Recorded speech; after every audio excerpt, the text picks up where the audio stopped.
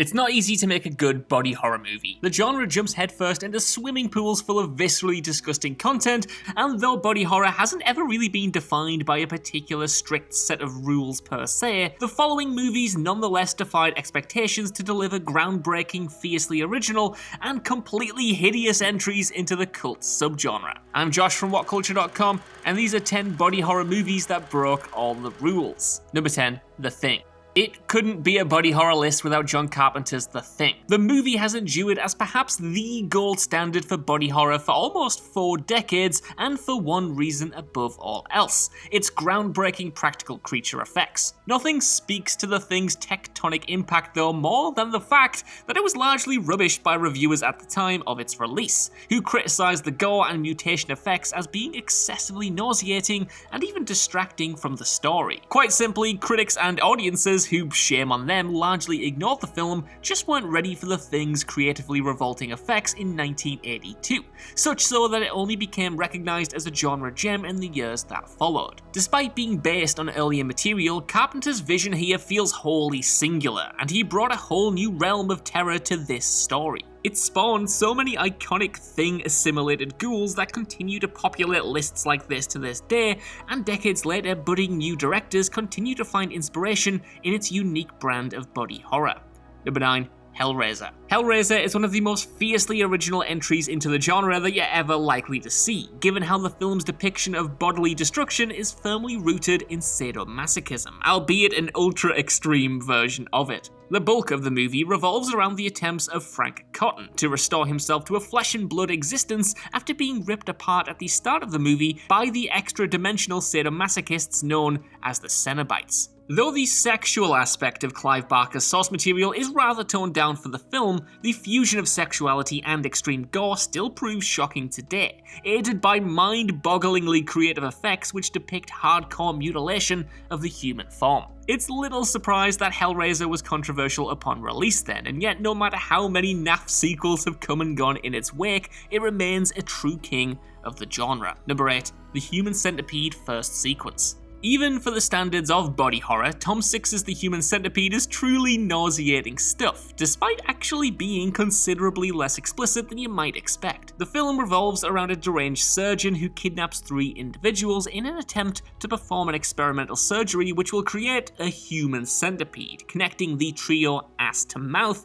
such so that they share one elongated digestive tract. You know what that means. We all know what that means. Even if you haven't seen the film, you'll no doubt know the intricacies of the plot. Such was its legend upon release. Though 6 leaves the truly gross stuff for the sequels, the first film was so utterly transgressive with its vomit-baiting concept that despite being surprisingly tame in the blood and guts department, it turned the genre totally on its head. The shock factor wore off in the more desperately outlandish follow-ups, but first sequence is nothing if not a completely singular stab at a genre that typically invites wholly different expectations. Number 7. The Fly, 1986. David Cronenberg's The Fly may have arrived several years after The Thing, but its astoundingly grotesque practical effects nevertheless stunned in no less disarming fashion. Furthermore, The Fly is one of the few body horror films to ever receive major awards recognition for its effects work, with artists Chris Wallace and Stéphane Dupuis ultimately winning Best Makeup Oscars for their sublime efforts. The film chronicles the transformation of brilliant scientist Seth Brundle, who over the course of the story mutates into a human-fly hybrid creature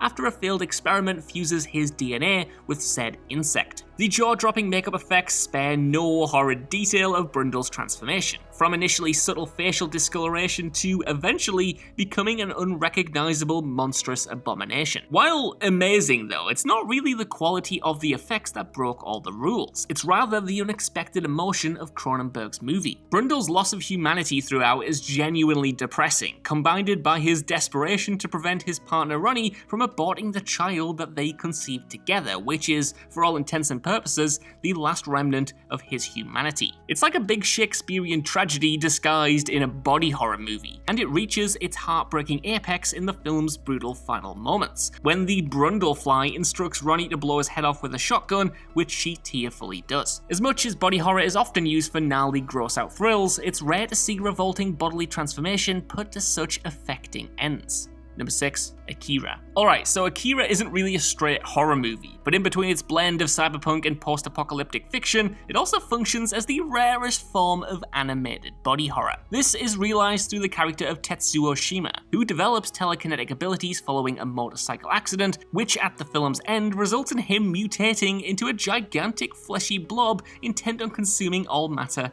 in the vicinity. Watching Tetsuo's mass expand, his skin tear, and his veins pop results in the sort of revoltingly detailed transformation that's incredibly difficult to pull off in live action, ensuring that Akira's body horror feels incredibly distinct in the genre. When you consider that every single frame of the film was hand-drawn, and how gorgeous it looks in its recent 4K restoration, then it truly becomes a mind-bogglingly impressive feat. Number 5, Videodrome. 3 years before he wowed everyone with The Fly, David Cronenberg delivered a body horror film which, if not the genre's best, is probably its weirdest. Videodrome follows Max Wren, the president of a small TV station who discovers the titular broadcast signal displaying a continuous feed of violence and torture, which ultimately causes viewers to witness increasingly disturbing hallucinations. In Max's case, these visions generally involve his own mutilations, such as developing a large portable VCR wound on his stomach within which a Betamax tape can be inserted,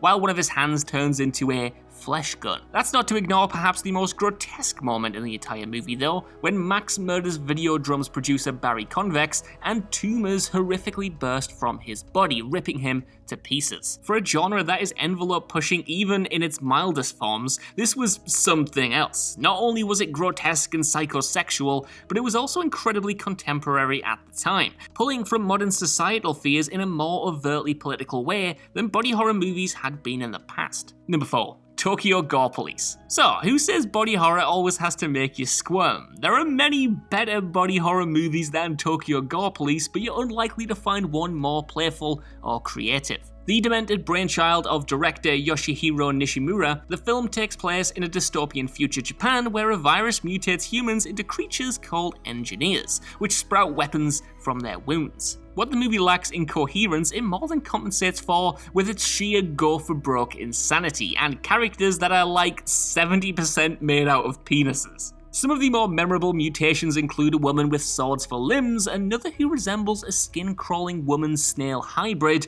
and finally a woman whose legs have been replaced with an alligator's gaping, snappy maw. Despite the movie's evidently modest budget, the creature effects are generally impressively nuanced, ensuring that Tokyo Gore Police is at least as disgusting as it is completely hilarious. Above all else, it radically challenged what a body horror movie could be. Number 3. Annihilation. Alex Garland's superb sci-fi horror film Annihilation once again gave body horror a dramatic reinvention, given that most of its reshapings of the human body aren't actually repulsive explosions of gore, but often rather oddly beautiful. The movie is centered around a group of scientists who enter a mysterious area called the Shimmer, a zone created by the arrival of a meteor several years prior. As it turns out, the Shimmer exerts a profound effect on any living thing which enters it, fundamentally changing their DNA by mixing it with anything else in the vicinity. And so life inside the Shimmer looks very different. An alligator the team encounters, for instance, has shark-like teeth, and in more unsettling terms, humans can be bonded with both plant and animal life. The crew eventually stumbles across people who have been turned into plants, and in perhaps the film's most horrifying scene,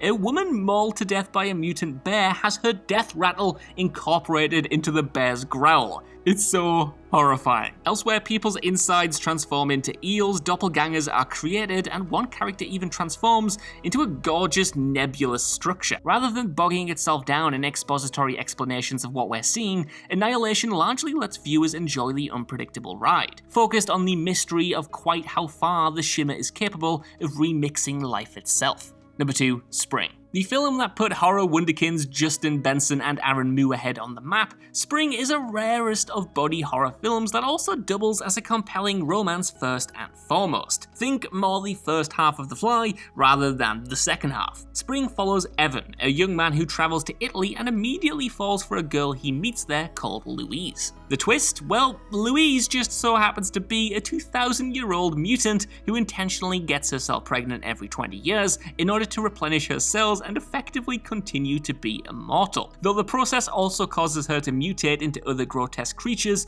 in the interim. However, if she falls in love genuinely, then her body produces oxytocin, which inhabits her immortality, causing an added complication in their relationship. Yeah, it does sound a bit silly when I just read it out loud like that, but Benson and Moorehead's minimalist approach and their decision to foreground character-driven romance over goopy effects ensures that Spring is truly like no other body horror movie out there. Number 1. Tetsuo the Iron Man. Years before Tony Stark graced cinema screens, there was Tetsuo the Iron Man, the singular 1989 cyberpunk brainchild of director Shinya Tsukamoto. Right, if you haven't seen this before, then bear with me for a second. This film follows a man who kills a metal fetishist with his car and in turn finds himself being progressively transformed into a man-metal hybrid. The deeply off-putting collision of man and machine is really what makes Tetsuo stand out from any other entry into the body horror genre. Though the director also mines a wealth of black humor from the situation and can't help but blanket the horror in continually sexually suggestive imagery. I mean, even then, suggestive is maybe being a bit generous. I mean, at one point the guy sprouts a drill dick that he impales people on. Between all of this and its monochrome presentation, Tetsuo is a balmy outlier in the genre, offering up a riff on transhumanism